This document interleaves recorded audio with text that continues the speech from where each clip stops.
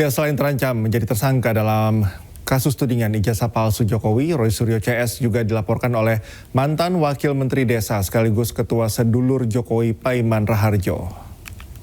Ya betul, jadi tanggal 11 ya, tapi sudah hampir jam 12, berarti tanggal 12 Juli 2025 kami bersama kuasa hukum yaitu Dr. Farhad Abbas bersama tim resmi melaporkan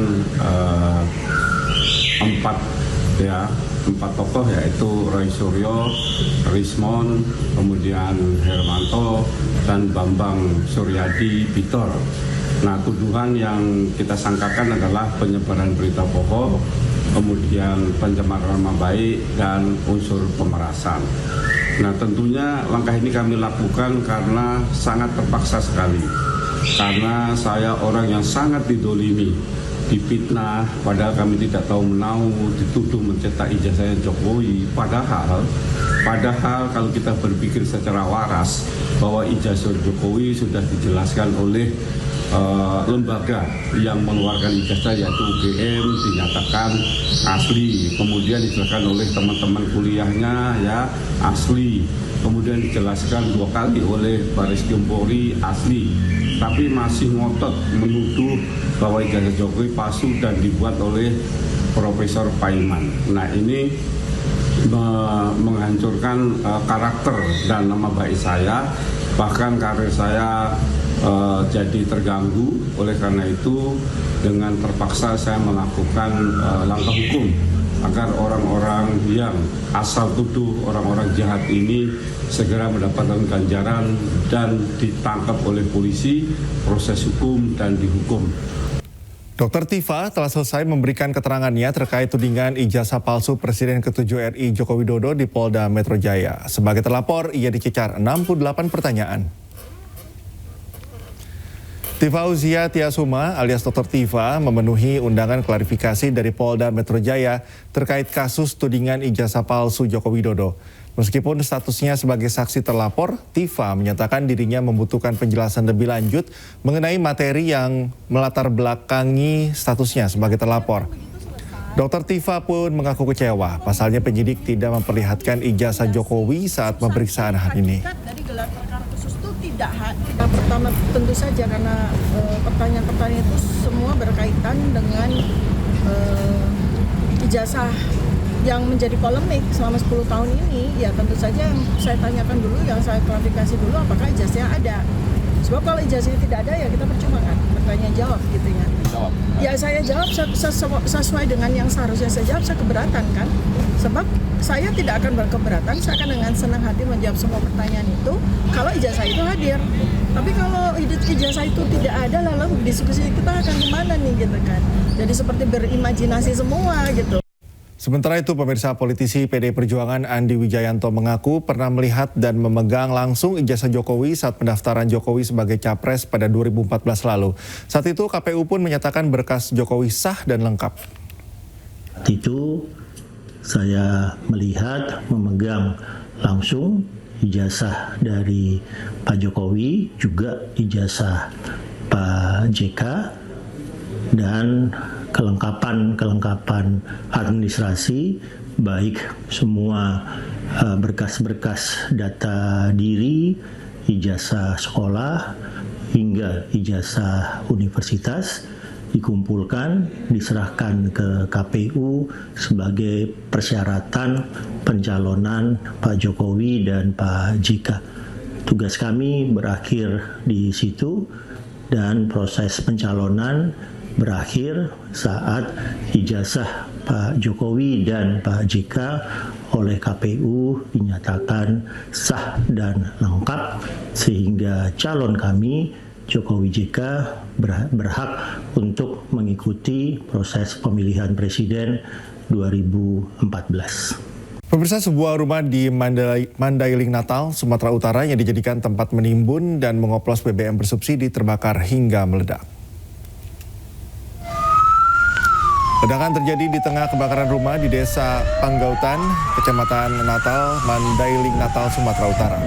Warga yang awalnya berupaya mendekat untuk memadamkan api langsung berhamburan menyelamatkan diri. Akibat insiden ini, 2 rumah yang bersebelahan ikut terbakar. Dugaan sementara kebakaran terjadi akibat api puntung rokok yang menyambar saat 2 penghuni rumah mengoplos BBM.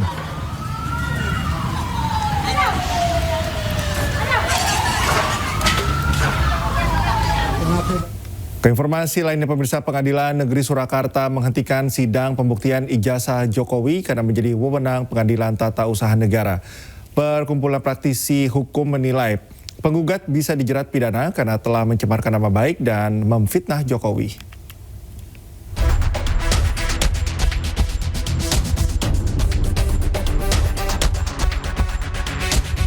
Majelis Hakim Pengadilan Negeri Surakarta memutuskan tidak berwenang mengadili gugatan perdata terkait keabsahan ijazah Presiden ke-7 Joko Widodo.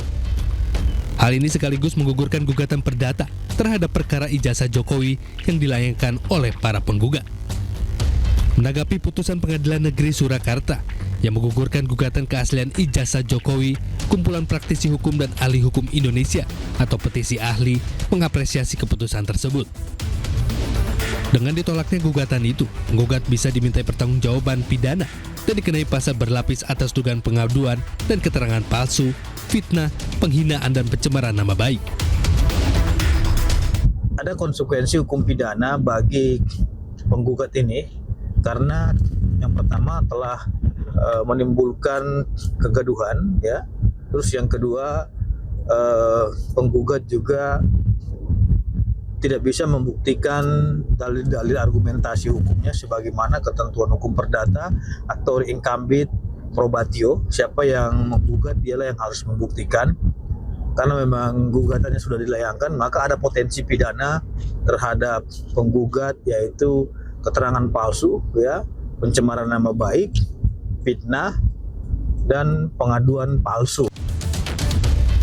Sementara itu, penggugat keaslian ijazah Jokowi, Muhammad Taufik, menyatakan bahwa sidang berlangsung karena masih ada proses banding dan yang lain.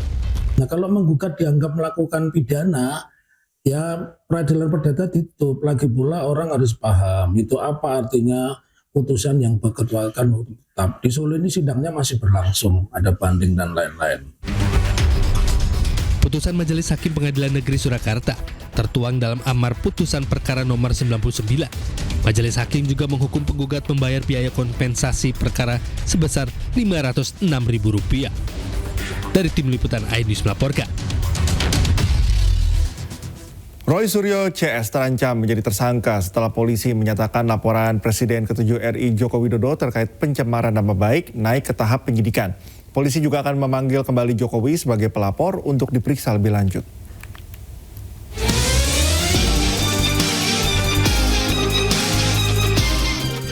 Laporan Presiden ke-7 RI Joko Widodo terkait dugaan fitnah atau pencemaran nama baik buntut tudingan ijazah palsu naik ke tahap penyidikan.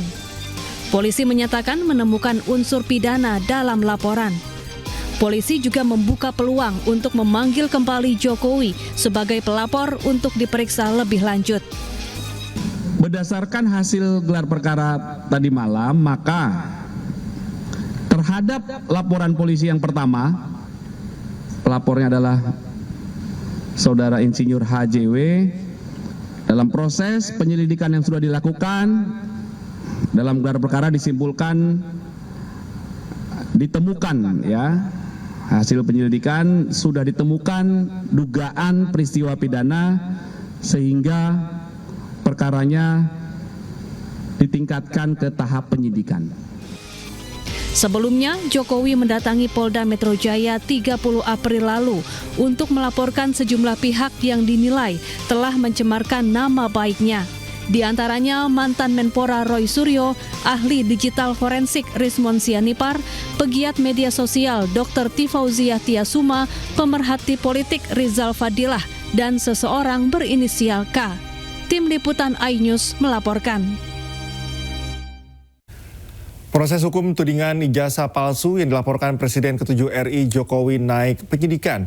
Polisi akan segera menetapkan tersangka dalam proses penyidikan ini. Ada 3 hal penting dari perkembangan kasus ini, diantaranya. Yang pertama, berdasarkan hasil gelar perkara ditemukan unsur pidana dalam perkara yang dilaporkan Jokowi. Yang kedua, total ada 4 laporan polisi serupa yang naik tahap penyidikan, sementara 2 laporan lain dicabut. Kemudian ketiga, polisi akan segera menentukan sosok tersangka setelah 4 laporan terkait tudingan ijazah palsu naik ke tahap penyidikan.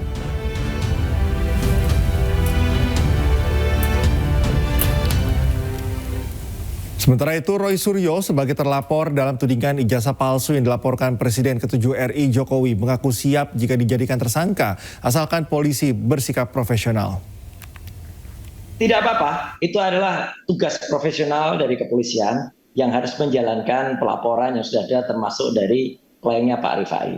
Tapi juga kita lihat nanti apakah polisi profesional, presisi dalam tugasnya. Kronologis nggak, runut nggak. Nah, kalau nanti misalnya akan diadakan pasal-pasal yang mungkin akan dikenakan soal pencemaran nama baik, fitnah, antara 32, 35. Kita lihat tuh, kalau dari pasal 32, 30 berarti apa? Ada dokumen elektronik yang nanti harus disidik. Dokumen elektroniknya dari siapa? Itulah maka kader PSI yang lain Dian Sandi itu harus diperiksa duluan lagi. Harus dilidik lagi dengan lebih ketat karena dari dialah. Dan dialah yang sebenarnya masuk di pasal 30 atau 35. Karena dia mengupload izin, mengupload dokumen elektronik yang sebenarnya dokumennya itu tadi adalah analog, kemudian foto, kemudian dia potret, tapi fotonya juga miring, sehingga ubah itu yang tidak mentransmisikan, upload dapat diaksesnya. Yang saya lakukan, kan ada sebuah hasil dokumen elektronik, kita menganalisis dan tidak perubahan sedikit pun, karena yang saya lakukan adalah uji elektronik. Itu Mbak, jadi artinya silakan, saya siap melakukan semua prosesnya, dan nanti dengan anjuran nanti dari para kuasa hukum yang ada, insya Allah kita akan dukung kepolisian bisa menelisik kasus sebaik-baiknya, bisa melidik dan menemukan siapa-siapa orang masuk dalam pasal-pasal itu. Pada intinya Mbak, dengan meningkatnya kepenyidikan sebenarnya ada beberapa hal ya, beberapa poin, yaitu pertama apa yang dilaporkan Pak Jokowi benar adanya, lalu kedua memenuhi unsur tindak pidana, dan ketiga sudah didukung oleh alat bukti awal yang cukup ya, alat bukti awal masih ya sifatnya. Sehingga dengan demikian menurut ketentuan hukum acara pidana maka statusnya ditingkatkan menjadi penyidikan. Sedangkan di penyidikan sendiri tugas utama penyidik adalah pertama mengumpulkan alat-alat bukti lagi ya, tadinya kan masih alat bukti yang awal ya.